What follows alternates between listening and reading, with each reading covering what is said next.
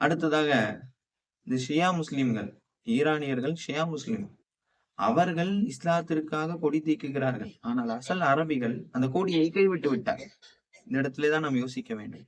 அண்ணலம் பெருமானா ஸல்லல்லாஹு அவர்கள் மஹ்தி அலைஹிஸ்ஸலாத்து வஸ்ஸலாம் அவர்களை பற்றி அறிவிப்பு செய்யும் போது என்ன சொல்வார்கள் என்று சொன்னால், மஹ்தி அலைஹிஸ்ஸலாத்து வஸ்ஸலாம் அவர்களுக்கு உதவி செய்யக்கூடிய ஒரு படை வரும். அந்த படை கூராசான் என்கிற ஒரு இடத்திலிருந்து அந்த படை கருப்பு கொடியை ஏந்தியவாறு காபத்துல்லாவை நோக்கி வரும் என்பதாக அண்ணலம் பெருமானா ஸல்லல்லாஹு அவர்கள் அறிவித்தார்.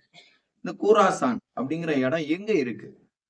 கூராசான் என்கிற இடம் ஆப்கானிஸ்தான், உஸ்பெகிஸ்தான், அடுத்ததாக ஈரான், இப்படிப்பட்ட அந்த மிடில் ஈஸ்ட் என்பதாக சொல்கிறார்கள், நடுமத்திய நாடுகள்.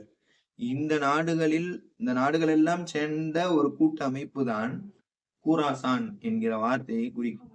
இந்த இடத்துல நாம் யோசித்து பாருங்கள், ஈரான் இஸ்லாத்திற்காக கொடி தீக்கி நெருக்குகிறது, போர் புரிகிறது. அதே நேரத்தில் அண்ணலம் பெருமானா ஸல்லல்லாஹு அவர்கள் மஹ்தி வருவார், மஹ்திக்கு கருப்பு கொடி ஏந்திய ஒரு படை சப்போர்ட் செய்யும், அவர்களுடன் கூட நிற்கும்.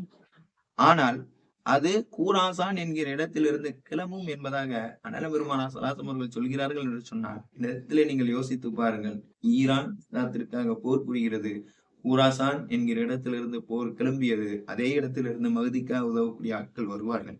ஆகவே வல்ல ரஹ்மான் நம் அனைவர்களையும் இந்த போரினுடைய தாக்கத்தை விட்டு வெகு சீக்கிரத்தில் மீட்டெடுப்பானாக. அஸ்ஸலாமு அலைக்கும் வரஹ்மத்துல்லாஹி தஆலா வபரகாத்துஹு.